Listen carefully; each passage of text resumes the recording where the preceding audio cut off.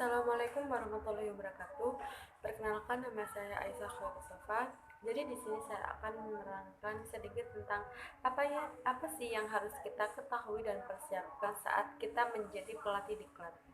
Nah, yang pertama itu kita harus tahu bagaimana cara menghadapi berbagai macam karakteristik dari peserta diklat tersebut. Nah, seperti yang kita ketahui bahwa di dalam diklat pasti ada beberapa peserta. Nah, dari beberapa peserta itu pasti banyak beberapa karakteristik dari mereka yang berbeda. Nah, oleh karena itu kita harus tahu bagaimana cara memahami mereka. Nah, gimana sih cara memahaminya? Cara memahaminya itu dapat dengan kita uh, mendapat dengan kita bertanya kepada mereka apa yang menjadi titik lemah dari sebuah argumen. Nah, menanyakan beberapa hal itu yang berlaku. Juga selalu menunjukkan kepada siswa tentang kesopanan kita. Nah, bagi para pelatih juga harus berhati-hati tentang lelucon atau humor sarkastik karena ini terlalu mudah disalahartikan. Nah, jika kita sebagai pelatih diklat, jika kita suka tentang lelucon, kita ingin menunjukkan lelucon kepada mereka. Nah, mungkin dari sebagian siswa ada yang bisa menerima atau juga bisa tidak. Nah, oleh sebab itu kita harus berhati-hati dalam melakukan lelucon atau humor tersebut. Nah, lalu jika ada persoalan, terdapat seorang siswa bersikeras bahwa sebagai pelatih tidak memberikan pendapatnya. Nah, dan ketika itu kita sebagai pelatih tidak setuju dengan pernyataan yang dibuat oleh peserta. Nah, maka tunjukkanlah bahwa kita tidak setuju karena pernyataan tersebut tidak berkorelasi baik dengan materi. Nah, biasanya kan juga ada kalau kita memberikan sebuah pendapat, ada beberapa dari peserta didik yang tidak setuju. Nah, kalau memang tidak benar, kita katakan kepada mereka bahwa argumen mereka juga tidak benar. Kita sertakan alasannya kenapa hal itu tidak benar. Kita harus membenarkannya bagaimana dari argumen itu yang benar itu bagaimana. Nah, cara kita berbicara kepada mereka, kita juga harus menggunakan bahasa yang mudah, lalu kita juga harus sabar, kita juga harus sopan. Nah, jika hal itu belum bisa menjadikan siswa itu menerima argumen kita, nah kita tunjukkan kesediaan kita sebagai pendidik untuk membahas masalah dengan tenang, tetapi jangan terus mencoba untuk menolak dengan siswa yang sangat gelisah, dan berupaya untuk membuat tanggapan setenang mungkin dan hindari membuat masalah dan insiden kecil. Nah, lalu juga ada siswa yang terlalu banyak bicara. Nah, siswa yang banyak bicara atau overtalk. Nah, langkah yang harus kita lakukan itu apa sih? Nah, kita harus mencoba untuk mendapatkan tanggapan dari siswa lain. Nah, dalam hal ini harus ditekankan kepada kelompok bahwa yang paling menarik bagi pelatih adalah kualitas, bukan kuantitasnya.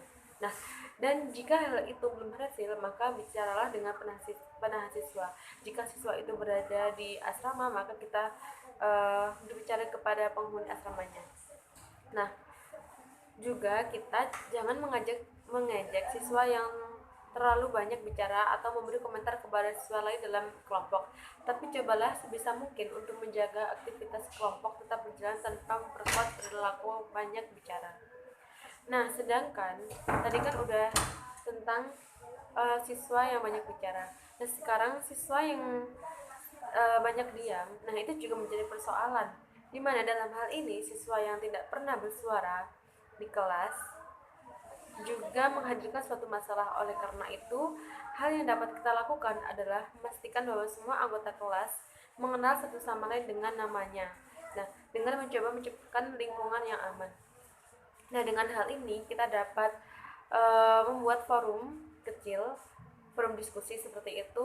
Nah, dengan hal itu siswa yang tidak suka berbicara atau jarang berbicara itu dapat berbicara dengan pasangannya tersebut. Nah, dengan hal ini juga memudahkan siswa yang pemalu untuk mencoba bersifat terbuka. Nah, lalu bagaimana cara menyampaikan materi pembelajaran yang presentatif yang efektif.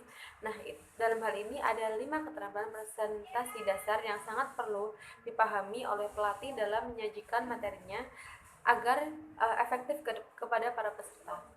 Nah, yang pertama itu ada suara.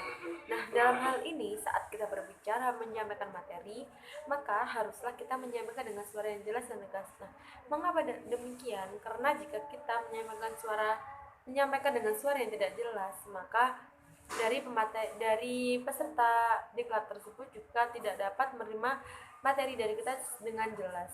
Nah, yang kedua itu ada nada. Nada yang kita percaya diri, nada jika kita melakukan nadanya dengan percaya diri, nada kering dan egosentris bekerja dengan baik dalam musik perasaan nyaman kepada peserta. Jika nada yang kita sampaikan itu dengan nada yang percaya diri, nah maka itu akan membuat peserta itu merasa yakin kepada kita, jadi percaya gitu, apa yang kita bicarakan mereka percaya. Nah, yang ketiga itu ada kosakata.